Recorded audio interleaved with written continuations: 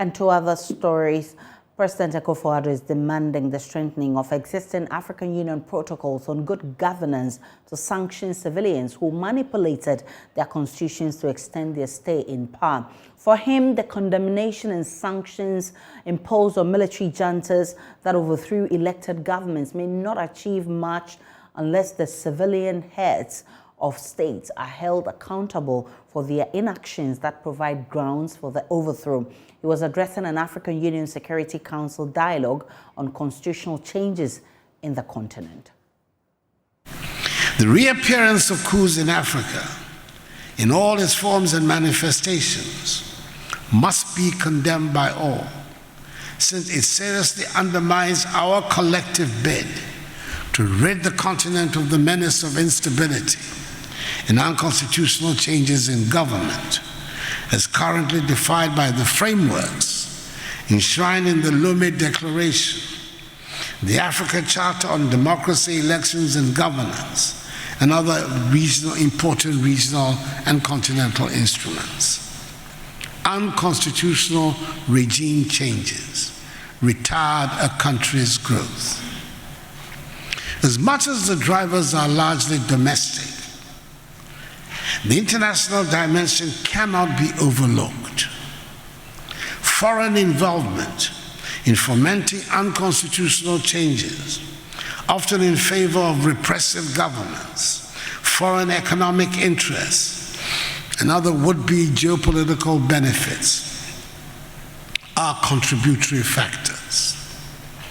Some foreign entities regard coups in Africa as a means of enhancing their regional ambitions. As such, they engage in all sorts of disinformation campaigns in a bid to disparage the authority of democratically elected governments and instigate opposition protests against incumbents. In implementing existing continental and regional instruments and protocols, defaulting member states are condemned and suspended from the activities of continental and regional bodies, and individual coup makers are sanctioned. However, the reality is these sanctions have not been applied uniformly.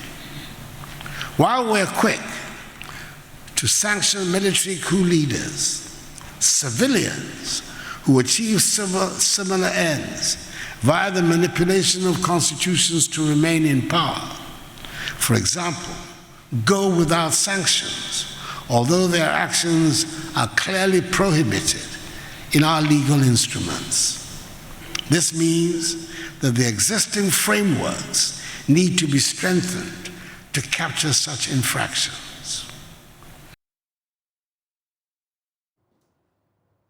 Joining me via Zoom for a better appreciation of the President's call is the former Senior Governance Advisor to the United Nations, Professor Agyemang-Duah. Good afternoon to you, sir. He's currently CEO of the Kufuor Foundation. I'm grateful for your time. Now, you share the President's view that the West is taking advantage of the weak protocols on good governance to destabilize the continent? Apostles have always been involved in the situations in Africa, instability in Africa, so that's not new. We all know that even in Nkrumah's overthrow was influenced to some extent, large extent, by the CIA, and other countries have been always meddling that phase. But I think it boils down to one thing, and that's what I think the President also highlighted. It boils down to good governance in the country, for that matter, for Africa, because coup makers may have their own selfish motives, their own parochial interest to organize a coup, but oftentimes they are provided the excuse by the nature of governance prevailing in the country. So bad governance has always been used as the excuse by soldiers to intervene in the political process. Of course, we know that the recent coups in the South region, for instance, in Burkina and Mali, it was the government's lack of responsiveness to a major security threat facing these countries. And when the soldiers asked for more arms to deal with these Islamist incursionists, the governments were unable to do so. So there may be various reasons, but I think the bottom line, and I think the president stressed it very strongly, is to look internally how governments conduct the affairs of state. So I agree in that respect with the president, even though we know that other countries, especially the superpowers, may always seek to meddle in affairs of countries such as ours. What should change with regards to the AU protocols to be able to reverse this trend? Frankly, I don't really know what should change, because whatever is changed still remains on the paper. It is how leaders in our various countries on the continent are prepared to rule by the law as indicated or as stipulated in their various constitutions.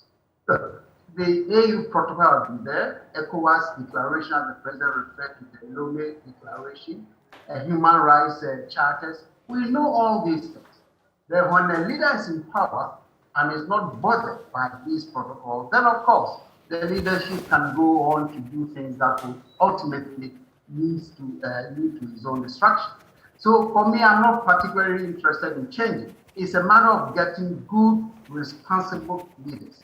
Leaders with a vision, leaders who are human-centered, leaders who are responsive to the needs of their people, and to ensure political efficacy. This is important. If you're a leader and you do not respond effectively to the desires of your people, then there will be a disconnect between the government and the people over whom the government is. And this has been a major issue that we confront. Finally, the issue of trust.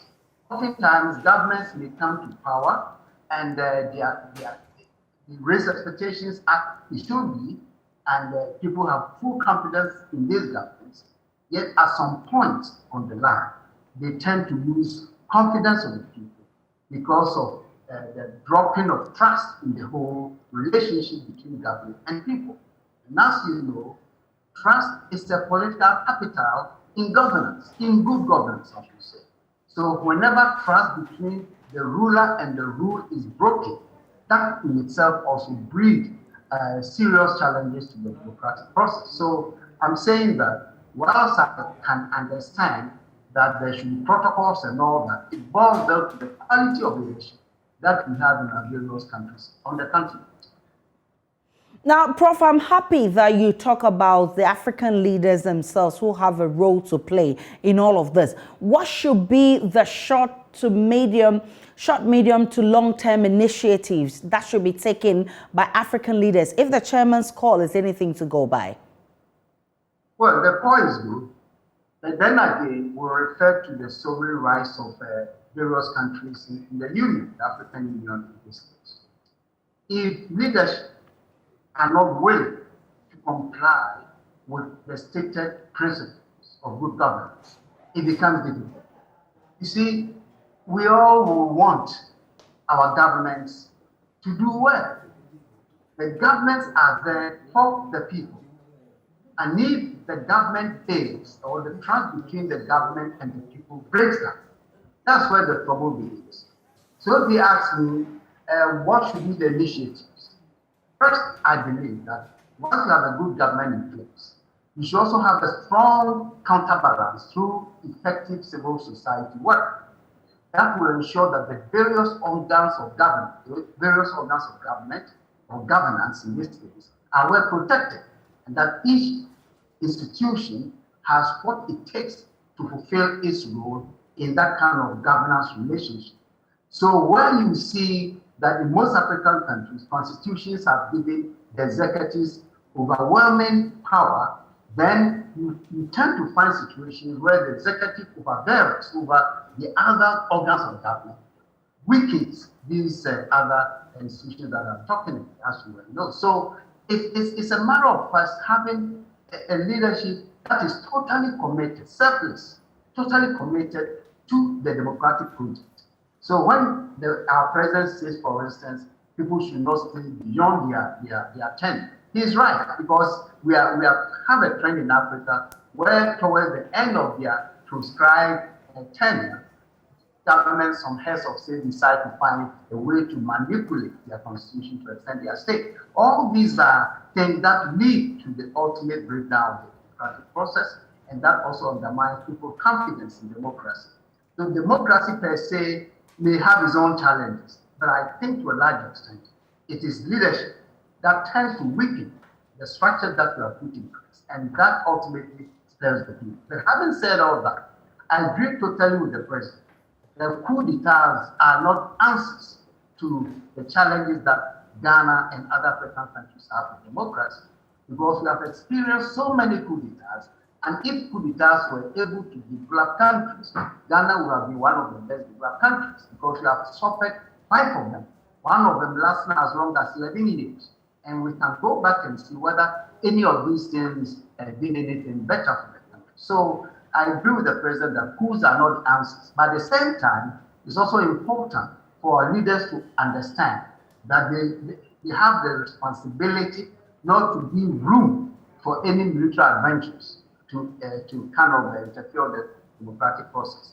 And that assurance is only through how they rule their country, ensuring and abiding by the tenets of good governance. That's all of that. But given the instability that these kinds of unrest bring to the countries, the AU itself has been accused of not being proactive. What's the role of the AU itself in achieving this? Aisha, they're talking about the AU and its effectiveness. It's just like talking about the United Nations and its complete ineffectiveness when it comes to the breakdown of international security. Like what we are witnessing it's a Russian war in Ukraine. The United Nations have been rendered completely useless, if I should use the word, because the UN is as effective as its members want it to be. In the same way, the AU is just a collective of sovereign nations, and each head of these nations still retain their sovereignty. So if the AU wants to be effective, it will mean that member states will have to cede some amount of power to the central organization, the body, the AU in this case, to take certain decisions that are binding. As we speak, that AU can only pronounce, we can only communicate certain concerns. The AU, without the full approval of its member states, in this case, the heads of states, cannot, for instance, decide to march into any country. So it's a very kind of dicey situation, I should say, when it comes to serious insecurities and how the body can deal with it. So I think if we want the AU to be effective, to be relevant to these kind of matters, then we have to be thinking of what Kwame Nkrumah said decades ago, that we need a unified government where one central government of the continent can give marching orders and soldiers will follow. Until we get to that level, it's very, very difficult for the organization to be as effective as we want it to be. I'm grateful for your time, Professor Agyemang-Duah. He is a former UN advisor. I'm grateful for your time.